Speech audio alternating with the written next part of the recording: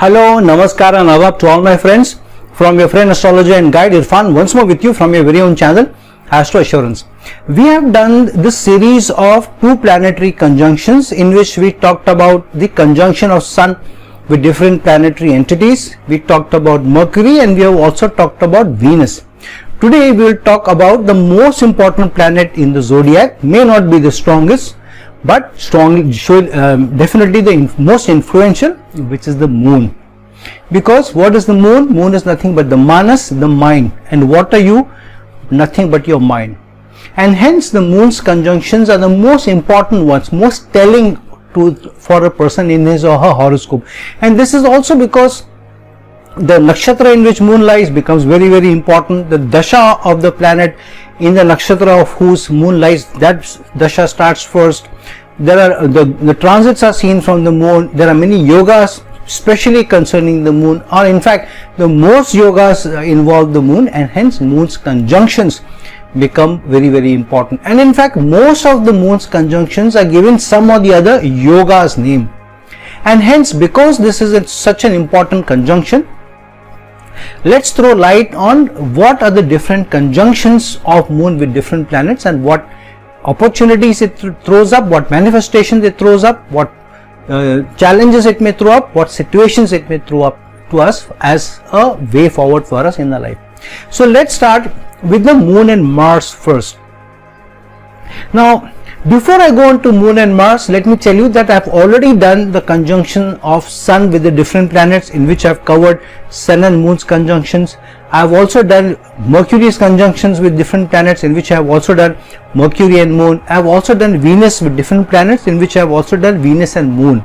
So at the end of the video, I will not do Sun, Mercury and Venus's conjunction with the Moon specifically in this video, but I have already done those videos earlier. So at the end of this video, in the comment section, I will be giving you specifically that link to each of these. So when you click on the link, straight away you will go not to the video but straight away to that particular part where I am talking about Sun and Moon's conjunction, and then in the second video which is talking about the Mercury's conjunction, you will go specifically to that part where I am talking about Mercury and Moon's conjunction, and then I will also give you a third video where specifically to that part where Venus and Moon's conjunction is talked about, I will give you in the comment section. So those people who have Moon and Sun conjunction, Moon and Mercury conjunction, or Moon and Venus conjunction, are interested to know about it, can go to the comment section below, click on those specific links and go specifically to that part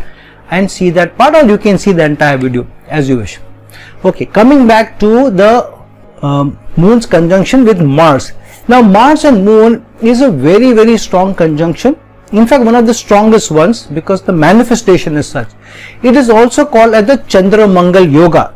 Chandra is nothing but the Moon, Mangal is nothing but Mars, and Chandra Mangal Yoga means a coming together, a confluence of energies, a synergies of energies between two planetary bodies. And because it's called a yoga is because what is a yoga?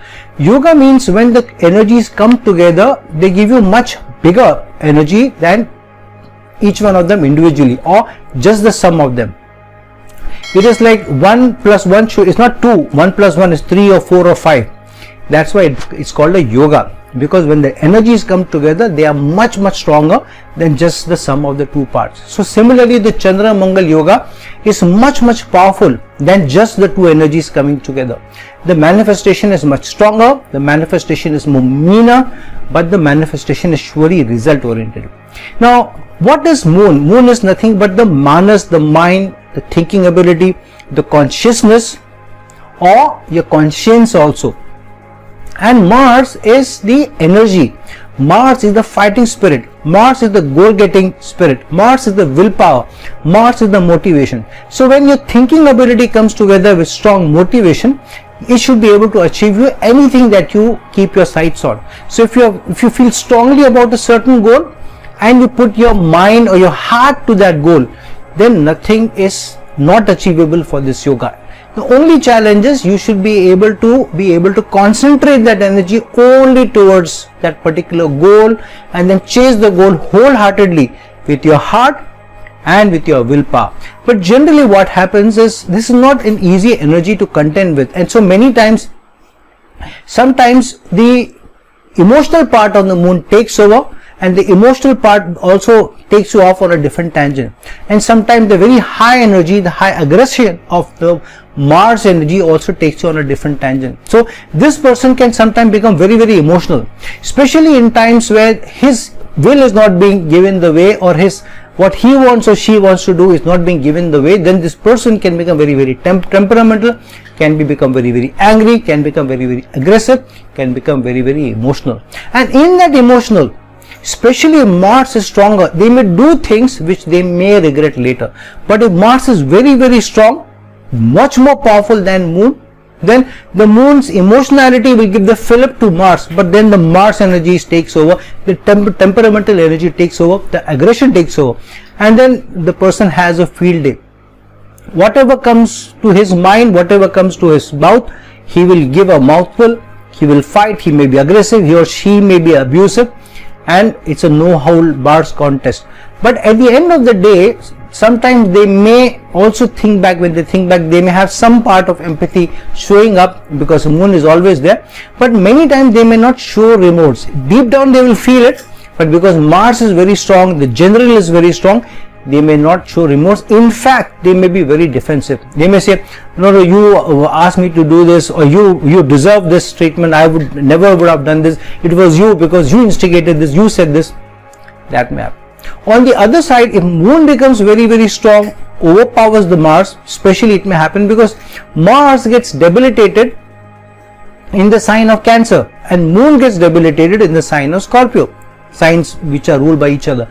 So here, when Mars has a slightly the back seat, Moon is very, very strong, these people can become very, very emotional. So the energy of Mars is used to give fillip to the Moon and vice versa. So here, Moon borrows the energy from Mars, because as I said, 1 plus 1 is not 2, it's 3 or 4 or 5.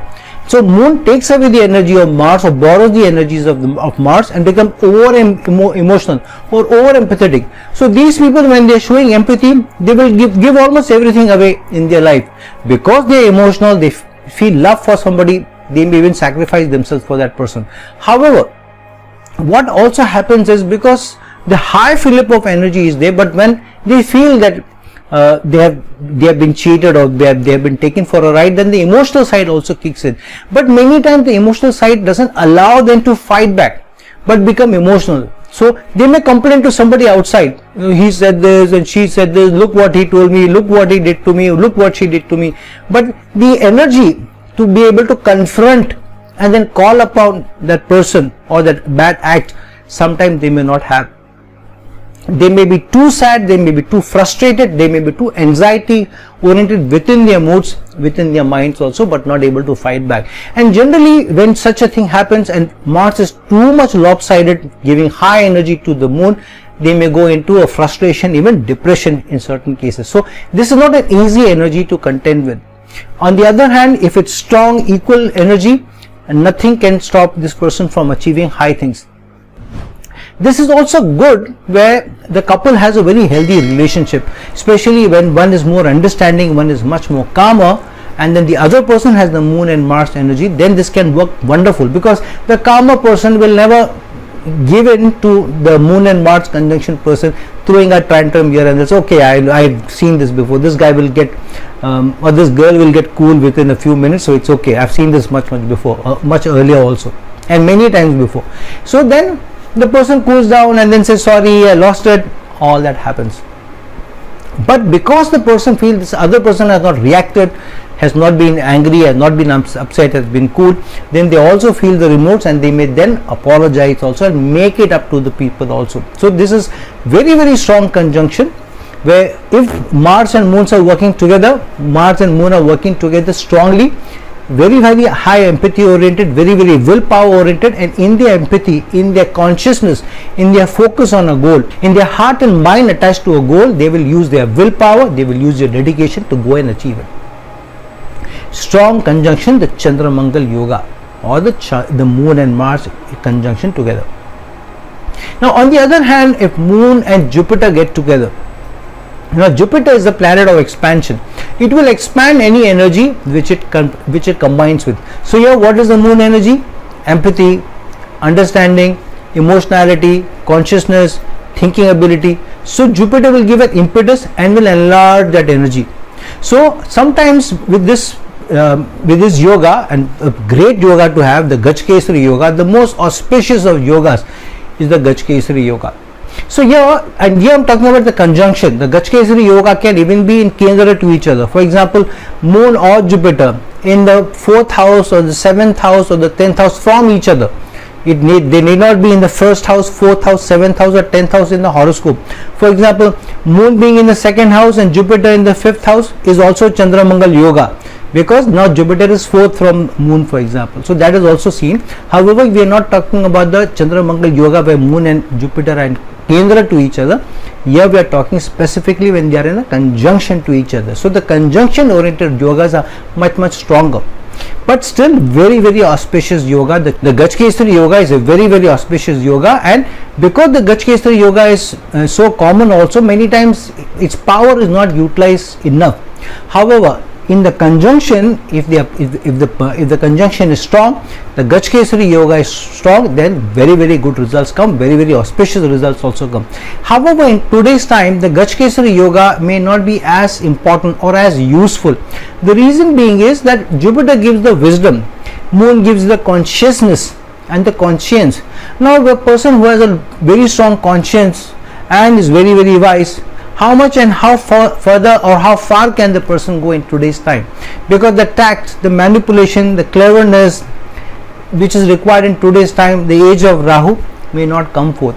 But because this is such an auspicious yoga, if you are trying to go on the other side where you are trying to be a little more materialistic, you are trying to be more manipulative, you are trying to be too clever, then this yoga gives you contrary results, not too auspicious results, because you are misusing the yoga.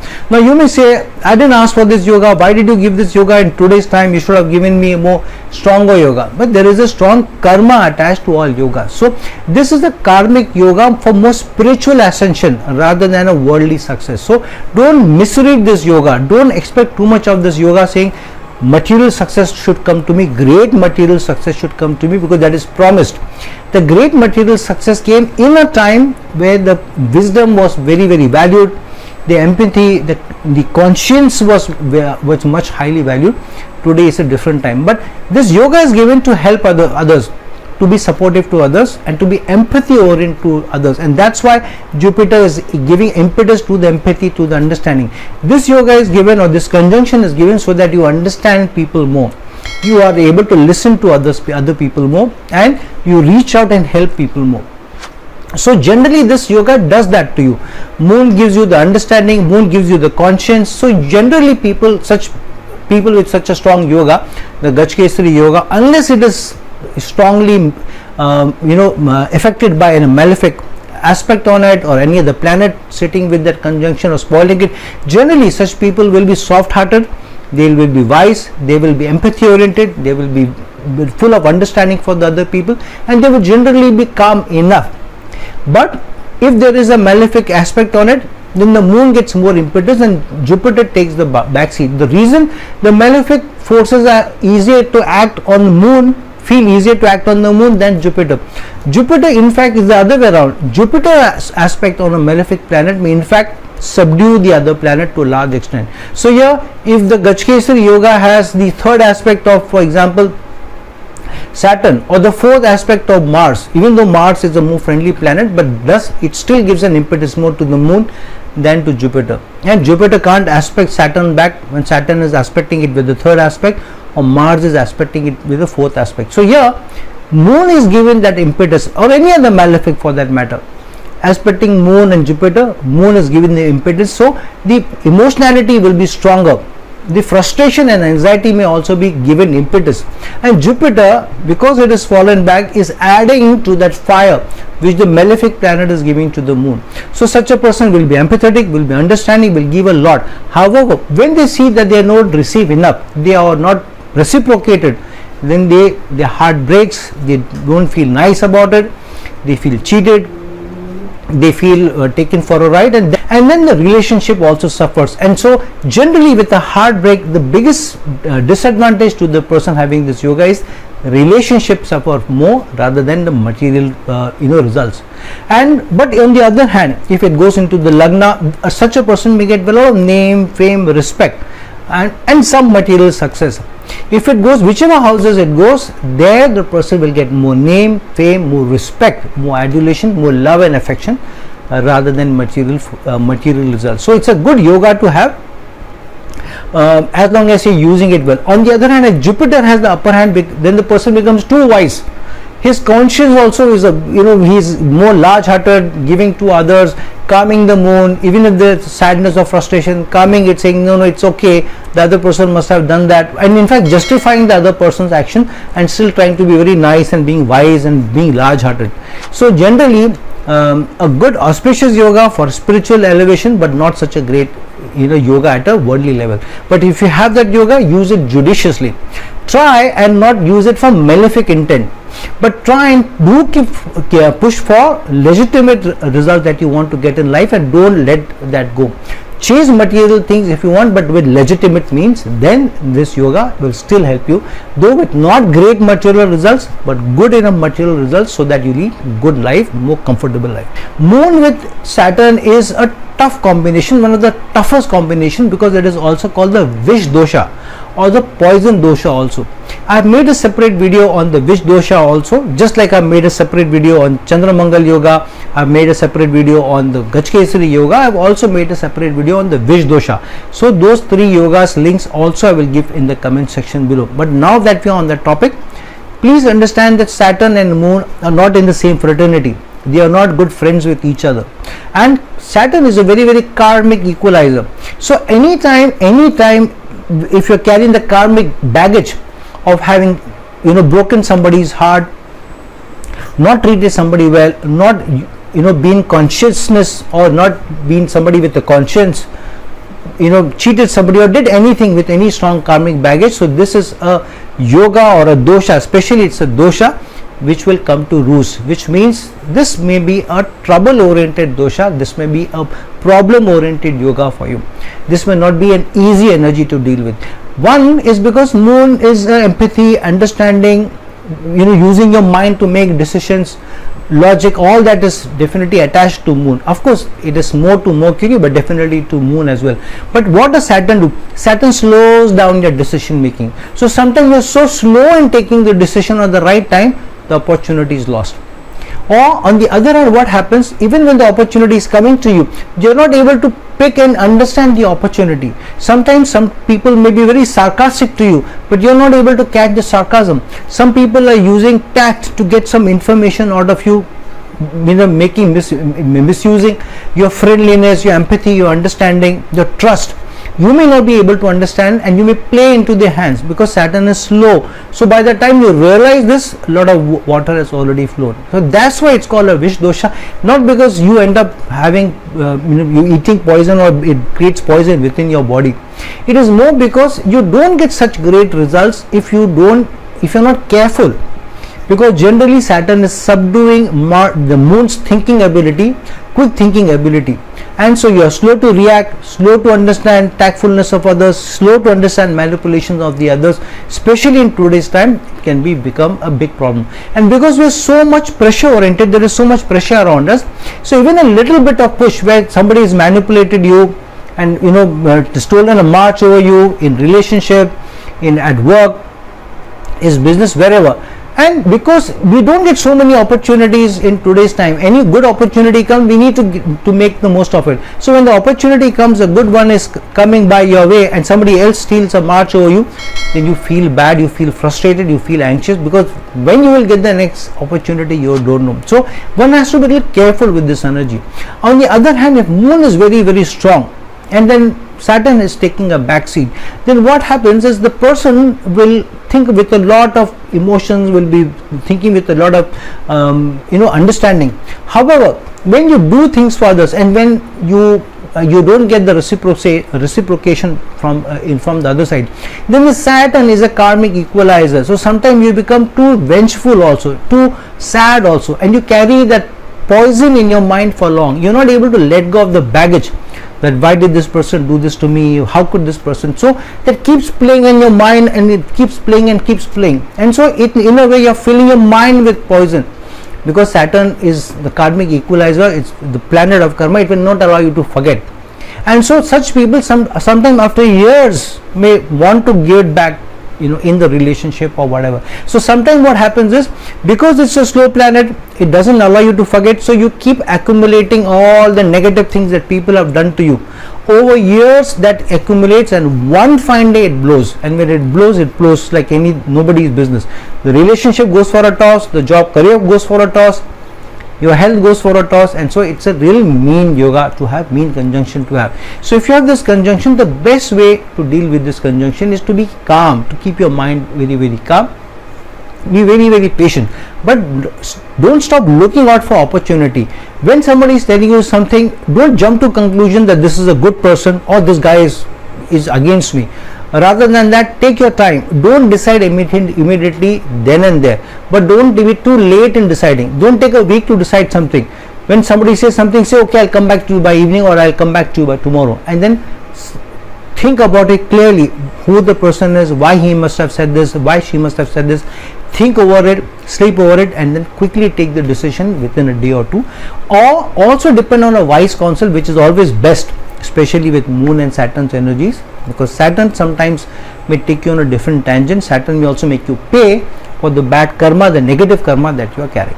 So that is the Moon's and Saturn's conjunction, the Vish dosha, the poison dosha. Try and keep away from the poison, and try to dilute the poison with more wisdom, more calm, with more poise. The Moon and Rahu combination is it can be one of the best combinations you can have, but it can also be the worst combinations you can have. The reason being is, Rahu is an explosive energy.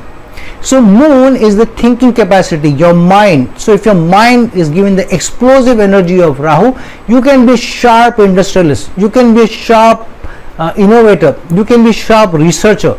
Anything that you do, if you apply your mind to it and you don't allow the focus to go here and there, which Rahu may make you, then you can, this is one of the best yogas to have for splendid, huge material, worldly success. This is the stamp of worldly success on it, written all over. If you have a strong Moon and Rahu energy combination and any benefic aspect on it, generally this can be a fantastic combination to have, a fantastic conjunction to have, if you don't allow Rahu to mislead you, because Rahu will mislead you. Rahu eclipses the Moon, so generally the conjunction should either not be too tight, that means Moon and Rahu's degree difference should not be less than 5 degrees, and the conjunction should not be too light, that means the degree difference should not be more than 12 or 13 degrees. Then this conjunction doesn't work to your advantage. If the conjunction is between, say, 6-7 degrees to 12-13 degrees, maximum difference between Rahu and Moon conjunction between the degree, then this becomes a strong conjunction. However, it has to be in the trine houses to give you much better results, and to a certain extent the Kendra houses. But in the Kendra houses, it is better not to be in the 4th house and the 7th house, which are about the relationship. Then the relationship suffer most. This brings in a foreign element, an unusual element, an abnormal element also into how your mind thinks, and hence this is good for research. This is good to dig into and extract information out. This is good to think out of the box, innovation in your business, at work, in your thinking ability, in your writing ability. So this has success written over it if you can use the innovative power which Moon brings in, the creative power that Moon brings in, and the unusual explosive nuclear energy that Rahu brings in. So you can be extremely innovative explorer, you can be extremely innovative innovator, writer. You can bring in huge changes to your business, to how you think, in your career, in your work, in your blogs, in your acting, in your performances. You can be standout performances. You can be different from the herd with this energy if you know how to use this energy. If you allow Rahu to misdirect you, then you may become too tactful, too manipulative.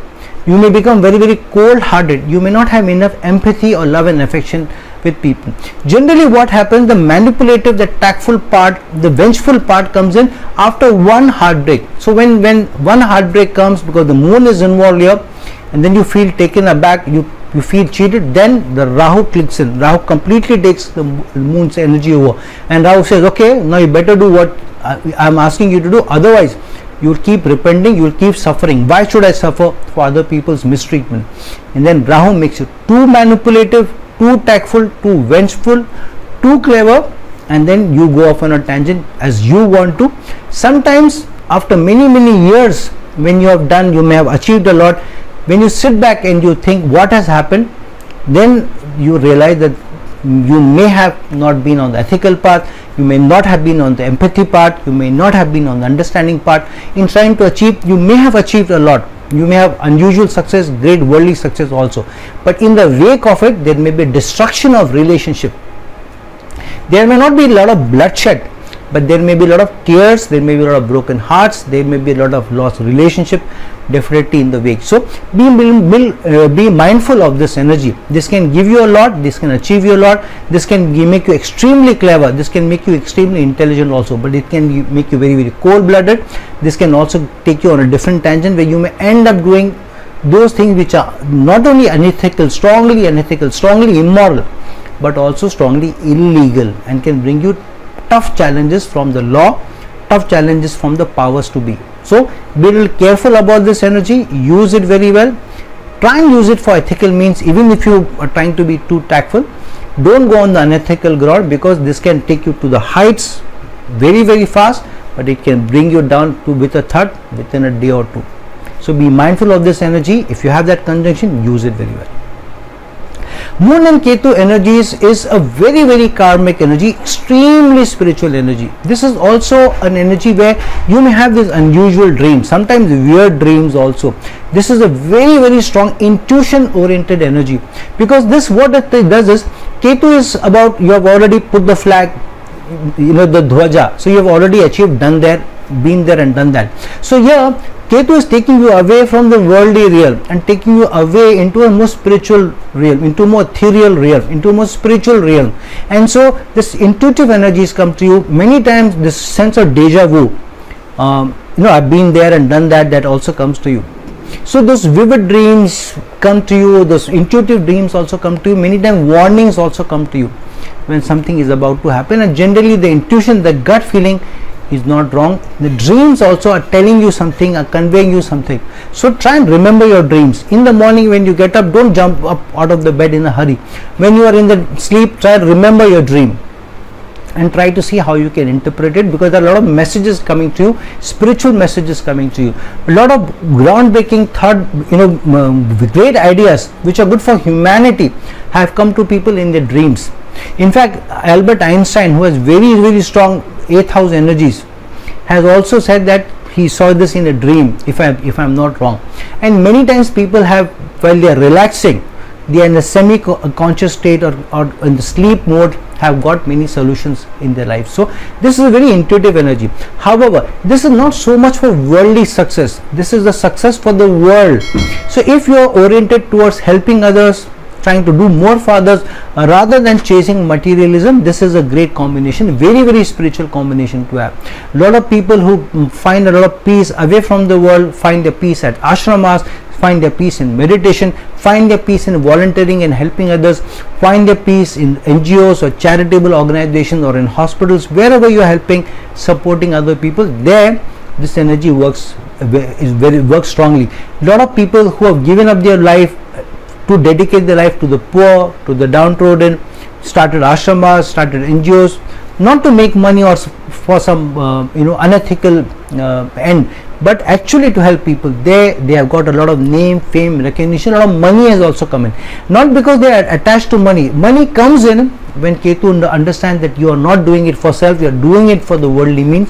So this comes to you.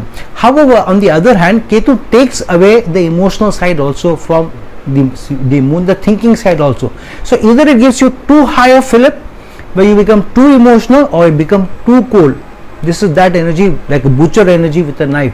So sometimes Ketu takes you away from your mother, takes you away from your emotions, takes you away from the relationship, so that you can concentrate more on helping the world, helping others, rather than chasing what you want to.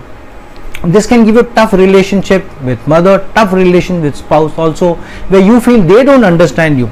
On the other hand, they will say that this person doesn't have enough empathy for me, enough emotions for me, this person doesn't have that kind of a love and affection for me. So even when the relationship starts, it starts well, but slowly you drift away. So if you're slowly drifting away from a relationship slowly over a period of time, this is definitely the Ketu energies which is trying to take you away from the relationship. So be wary that if you're not doing your task which you have come into this world for, what your karma is, what your purpose of life is, then Ketu will take you away from relations, will take you away from your money, will take you away from your assets, will take you away from your savings, will take you away from your career, will take you away from even your sense of being self-worth. So be careful with these energies. Ketu also is strong eclipse on the moon, may completely take you away from being attached to anything in this world, or wanting to give up that attachment because you feel you have been taken for a ride, or people who have not treated you very well. So try and attach yourself to some worldly goal, something worthwhile that you want to do, and focus on your relationship. Keep your relationship very, very strong, because if you're more giving in the relationship, then the relationship will not go off on a tangent or will not break down. If you're trying to be on an equal keel with the relationship, wherever Moon and Ketu are placed, in the 4th house it's about family, in the 7th house it's about your spouse, and in the 5th house it's about children, for example, this conjunction working, then that relationship may also be the most testing for you. That area of life will be most testing for you. Sometime it will give you great success, sometime it will take completely away from any success, sometime it will give you a lot of rain in that area, sometime it will be a dry area for months together, for years together, without thinking what's happened. So keep this energy focused toward doing something for the world, doing something for the others, and some for yourself also. Then this is very strong energy, very, very spiritual energy, very, very ethereal energy of the other world, neither world. And if you are spiritual and if you are doing more for others and you are empathetic towards others, this is an energy which will give you most calm and peace during the end of your life or your end days. What more you want but to peacefully go away from this world, having done much more for the world and having very, very spiritual connection to this world. That is the Moon and Ketu energies. So friends, for, as I said earlier before the start of the video, or at the start of this video, for Sun and Moon conjunction, Mercury and Moon conjunction, and Venus and Moon conjunction, I will be giving you specific links in the comment section. When you click on that specific link, you will directly go to that part which talks about Sun and Moon conjunction, or talks about specifically Mercury and Moon conjunction, and specifically of Venus and Moon conjunction. So use that so that I don't have to repeat myself for those 3 conjunctions in the comment section below. So friends, if you have any of these conjunctions with the Moon, understand these conjunctions very well. Use those conjunctions to your advantage, because Moon is a tough energy, strong energy, influential energy, most important energy in your horoscope. So friends, like this video, share this video, and if you're looking for a personal consultation for me, please reach out to me at the links given below. Till some other time with some other video, this is your friend astrologer and guide Irfan signing off.